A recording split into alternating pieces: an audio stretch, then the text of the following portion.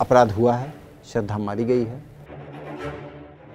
ये 2 साल पहले ही इसकी तैयारी कर रहा था, इसके दिमाग में ये बात आ चुकी थी। देखिए, जो बोन्स मिली हैं वो बोन्स टुकड़ों में मिली हैं। मैं तुम्हारे टुकड़े टुकड़े कर दूंगा, जो कि उसने बाद में किया भी। तो ये उसके ब्रेन में पहले से बात थी। ये साबित करता है कि उसका दिमाग पूरी तरह से प्रिपेयर था। Aftab is a symbol of abnormal activity, is a symbol of abnormal human being.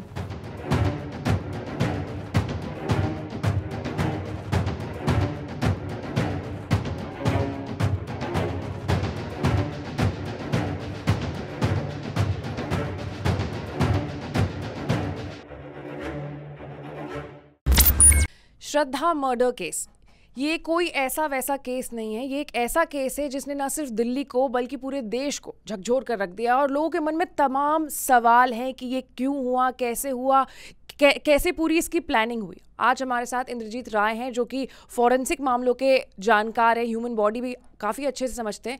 तो जितने भी सवाल है जो आम जनता के मन में है, जो लोग जानना चाह रहे हैं, आज हम इनसे डिस्कस करेंगे और जानने की कोशिश करेंगे कि ये क्यों हुआ, कैसे हुआ, कोर्ट में अब आगे क्या कुछ हो सकता है, सज़ा कैसे मिल सकती है आफ्ताब को। Hello sir. सर, सबसे पहला सवाल मेरा ये रहेगा कि मर्डर कोई आदमी करता है तो उसके दिमाग में 2 चीज़ें होती हैं। एक तो होता है जो वो प्लान करके मर्डर करता है और एक होता है जो हीट ऑफ द मोमेंट में होता है। और आफ्ताब ने ये कहा है कि जो भी कुछ हुआ वो हीट ऑफ द मोमेंट में हुआ। तो सर, दोनों के सिचुएशन में जो बॉडी लैंग्वेज है वो काफ़ी अलग होता है, लेकिन आफ्ताब की जो बातें हैं वो उसके बॉडी लैंग्वेज से मेल नहीं खा रही हैं। देखिए, इसको समझना होगा आपको। आफ्ताब ने ये जो कुछ भी किया वो हीट ऑफ मोमेंट में किया या उसने ये प्लान के साथ किया। इसको समझने के लिए आपको आफ्ताब के दिमाग को समझना होगा। हीट ऑफ मोमेंट पे जब भी कुछ होता है तो जिस तरीके से अपराध को अंजाम दिया जाता है, सीन ऑफ क्राइम में फ़र्क आते हैं। ऐसा कहा जाता है कि अपराध करने के तरीके से ही अपराध क्यों किया गया है इसका आइडिया लगाया जाता है। ये पहला सवाल जांचकर्ताओं के सामने रहता है। अगर उसने हीट ऑफ मोमेंट में अपराध किया होता तो इतनी सारी सर्चिंग मारने के बाद कि कैसे धोएं, कैसे खून साफ़ करें, कैसे बॉडी को डिसमेंटल करें, कैसे फेंकें, क्या फेंकें, यानी ब्रेन उसका स्टेबल था।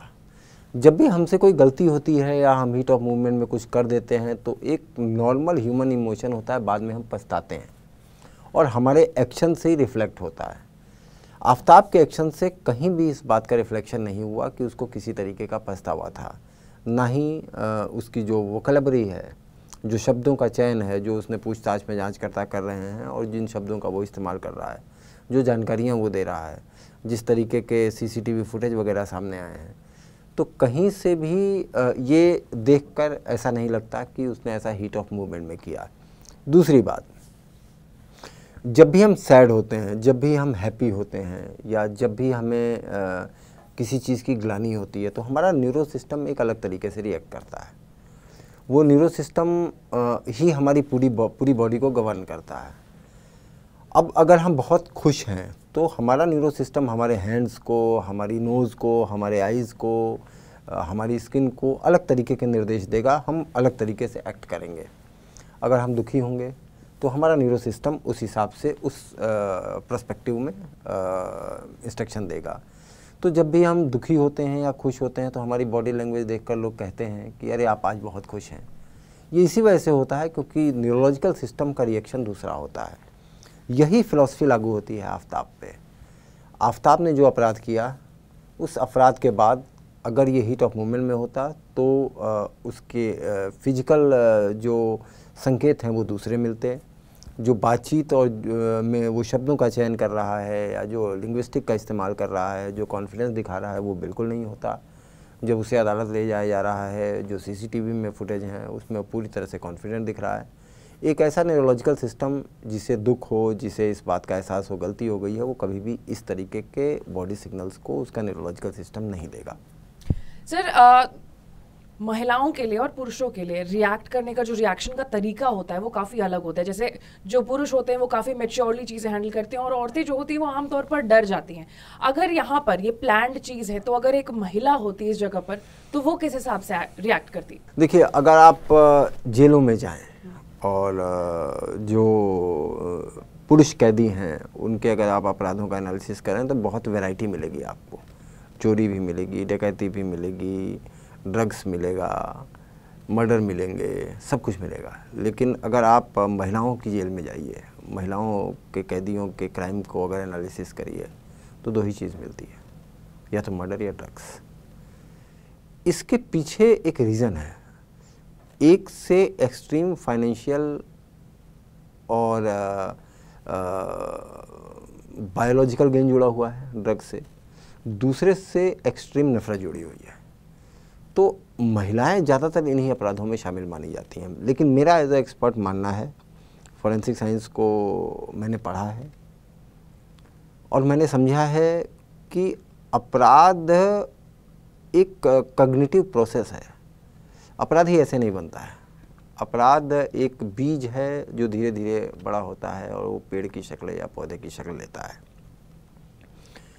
आसपास का इन्वायरमेंट, उस व्यक्ति के साथ होने वाला व्यवहार जो समाज उसके साथ करता है, उसकी परिस्थितियाँ, उसका अपना कॉग्निशन प्रोसेस, वो बचपन से बड़ा होने तक उसने किस तरीके की उसके ब्रेन ने कॉग्निशन प्रोसेस को अडॉप्ट किया है, कैसे वो रिएक्ट कर रहा है।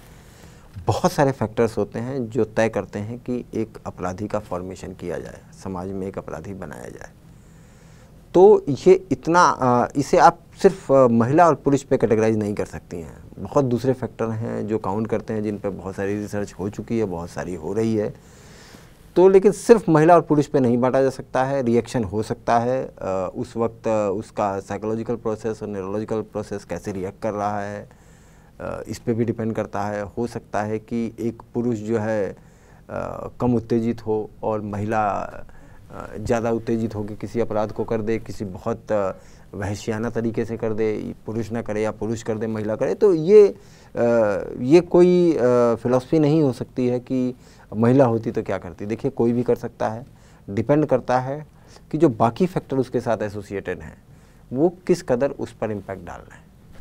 सर, बात करेंगे मर्डर वेपन की। जैसा कि हमें सब पता है अभी कोई मर्डर वेपन अभी हमारे हाथ नहीं लगा है, तो क्या कोर्ट में आगे जाकर के फैसला जो है कहीं किसी भी पॉइंट ऑफ टाइम पर क्या कहीं आफ्ताब के फेवर में टर्न अप कर सकता है?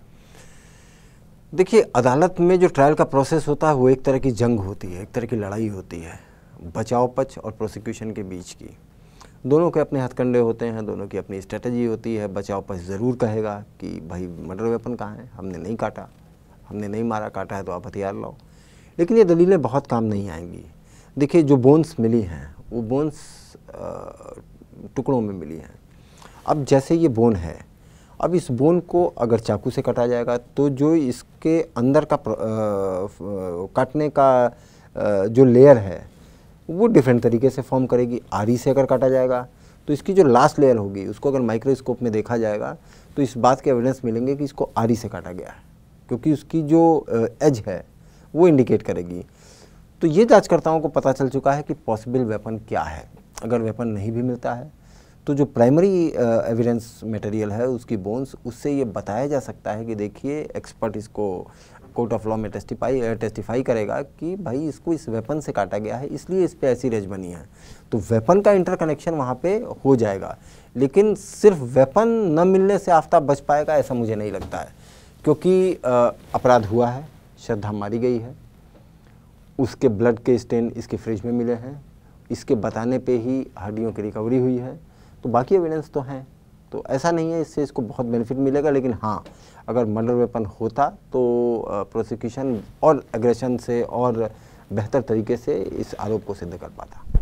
Sir, narco test, polygraphy test, बहुत सारे टेस्ट जो हैं वो परमिशन दिए गए हैं कि करवा सकते हैं हम आफ्ताब के लिए। तो सर, एक चीज़ जो कि बहुत बेसिक क्वेश्चन है, ये सारे जो भी टेस्ट होते हैं वो कोर्ट में एडमिसिबल नहीं होते, बट फिर भी कैसे कोर्ट अलाउ करती है ये सारे टेस्ट करवाने के लिए? देखिए, जांच प्रक्रिया का हिस्सा है, बिल्कुल सबूत बन सकता है। अगर कैसे बनता है इसको आपको समझना होगा। नार्को इटसेल्फ एविडेंस नहीं है। अगर मेरा नार्को किया जा रहा है और मैंने ये बात बताई नार्को में कि जी यहाँ पे मैंने एविडेंस छुपाया है, और उसके बाद वो एविडेंस रिकवर हो जाता है, दोनों चीज़ें इंटरकनेक्ट हो गई, तो ये एक एविडेंस की शक्ल ले लेगा। लेकिन अगर मैंने नार्को में ऐसी चीज़ें बताई हैं जिसकी इंटरकनेक्टिविटी नहीं है तो वो एविडेंस नहीं माना जाएगा। इसी तरह lie detector test, lie detector test के नतीजों को अदालत में भी और अदालत से पहले जांच की प्रक्रिया में भी जांचकर्ताओं के लिए बड़ा अहम होता है कि हमें पता तो चले कि सामने वाला झूठ बोल रहा है या सच बोल रहा है। मैं आपसे बहुत आराम से बात कर रहा हूँ, मैं जो सूचनाएं आपको दे रहा हूँ, आपके पास ये जानने का हक है और आपको जानना चाहिए कि ये सूचनाएं सही हैं या गलत हैं, तभी आप अपनी जांच को आगे बढ़ा पाएंगी। इसी तरह से पुलिस है, पुलिस आपसे जो सूचनाएं मांग रही है आप आराम से दे रहे हो, लेकिन पुलिस ये नहीं समझ पा रही है कि सूचनाएं सही हैं कि नहीं है। तो इसको वेरीफाई करने का एक मीन और मीडियम होना चाहिए, वो लाई डिटेक्टर टेस्ट के थ्रू है। नार्को टेस्ट के थ्रू, नार्को टेस्ट में ये होता है, दोनों में फ़र्क है। देखिए, लाई डिटेक्टर और नार्को में एक बेसिक फ़र्क है। लाई डिटेक्टर में जो सब्जेक्ट बोल रहा है वो सच बोल रहा है या झूठ बोल रहा है, इसका फैसला किया जाएगा, लेकिन बोलेगा वो अपनी मर्जी से। नार्को में उसकी वो जानकारियाँ निकालने की कोशिश होती है जो वो नहीं बोल रहा है। तो पॉलीग्राफ, ब्रेन मैपिंग और नार्को, इन तीनों का मकसद अलग अलग है, इन तीनों का रीज़न अलग है और इन तीनों का आउटपुट भी अलग है।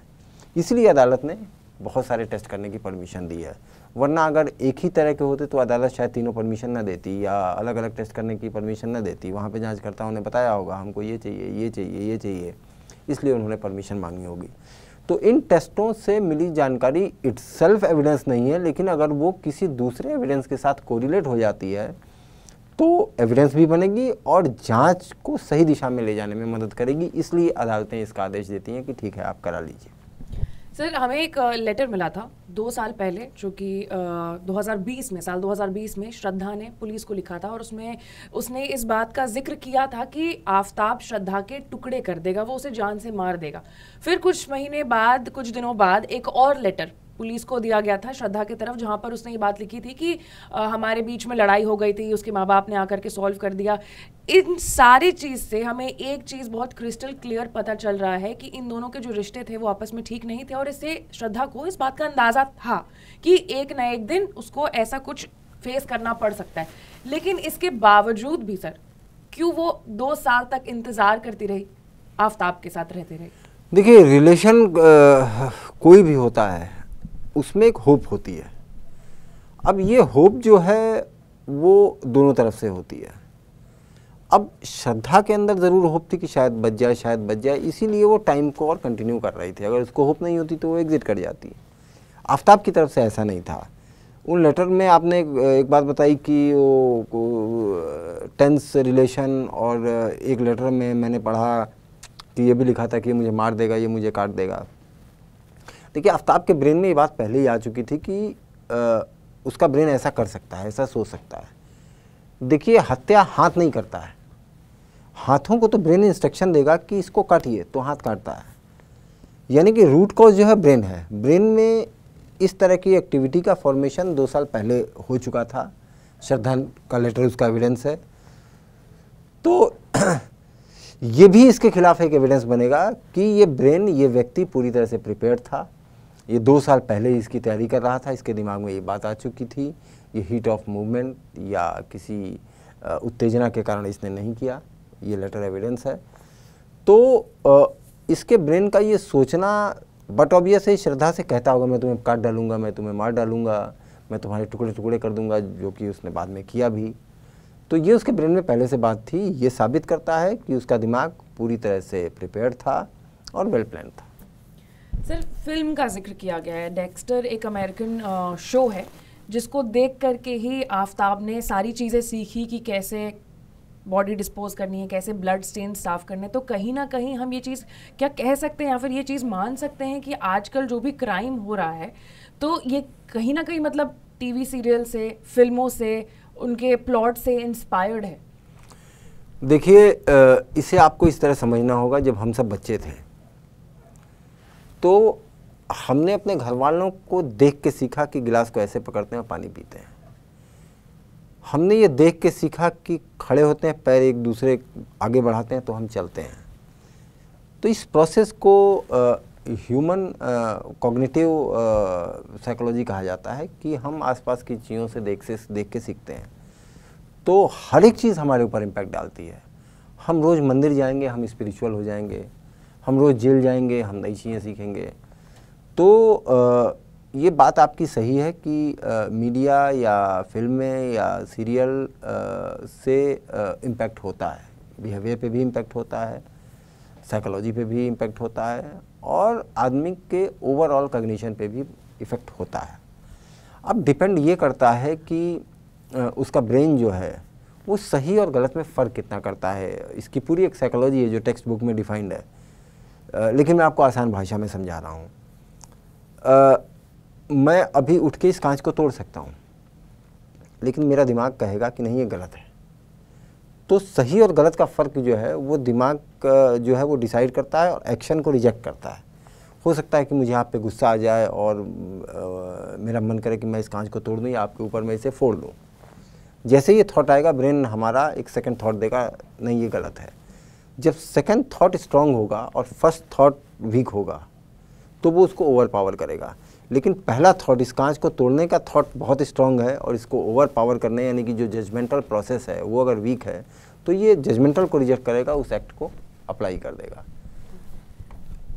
सर, एक बेसिक साइकोलॉजी क्या होती है ऐसे लोगों की जो, क्योंकि ये कोई आम बात नहीं है कि आप किसी 25 साल की लड़की को, हट्टी कट्टी लड़की को, आपने उसको काट दिया, आपने उसको अपने घर के रेफ्रिजरेटर में स्टोर किया, आपने उसी रेफ्रिजरेटर में घर का खाना जो है वो भी स्टोर किया, वही खाना खाते भी थे, आपके घर में मेहमान भी आते थे, लड़कियां आती थी डेट्स पर।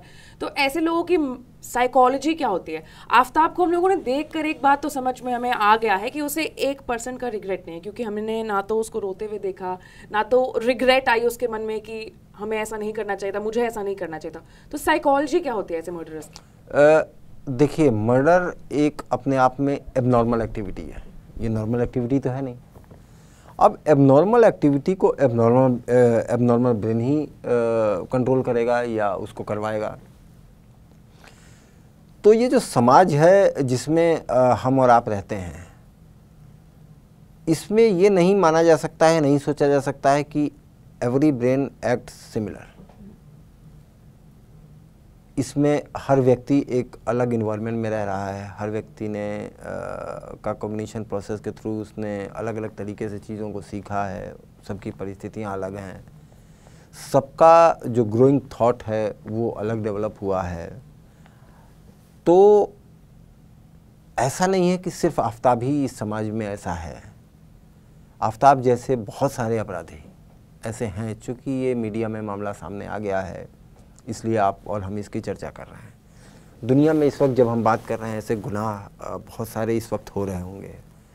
NCRB का जो डेटा है, मर्डर्स के जो नंबर्स हैं, हर घंटे में सैकड़ों का वॉल्यूम है, मतलब सैकड़ों लोग मारे जा रहे हैं। तो देखिए, आपको इसको सोशियोलॉजिकल पर्सपेक्टिव से भी देखना होगा कि इसी समाज में राम और रावण दोनों का कॉन्सेप्ट है। तो सोसाइटी कभी भी एक तरीके से एक्ट या रिएक्ट नहीं कर सकती है। तो इसे आप ये कह सकते हैं कि Aftab is a symbol of abnormal activity, is a symbol of abnormal human being. और लॉ भी तो यही कहता है कि जेल क्या है कि आप एबनॉर्मल व्यक्ति को नॉर्मल समाज से बाहर करिए, इसीलिए उसको जेल में रखा जाता है। तो एबनॉर्मल एक्ट था, एबनॉर्मल बिहेवियर था, तो ये एबनॉर्मल है, इसमें तो कोई दो राय नहीं है। ओके, तो बहुत सारे सवाल थे जो कि किसी भी कॉमन मैन के दिमाग में आते हैं कि ऐसा इतना बड़ा प्लॉट, इतनी बड़ी घटना को अंजाम देना किसी आम आदमी के लिए पॉसिबल नहीं है। तो इन सारे सवालों से मुझे लगता है हमारे दर्शकों को ये एटलीस्ट पता चल गया होगा कि जो मर्डर्स होते हैं उनकी साइकोलॉजी क्या होती है, नार्को टेस्ट और पॉलीग्राफी टेस्ट कोर्ट में क्यों एडमिसिबल नहीं होते और कब एडमिसिबल होते हैं। ऐसे ही तमाम बड़े खबरों से अपडेटेड रहने के लिए, ऐसी ही जानकारी जानने के लिए आपको अनकट को लाइक, सब्सक्राइब और शेयर करना होगा। मैं थी आपके साथ आशी सिंह।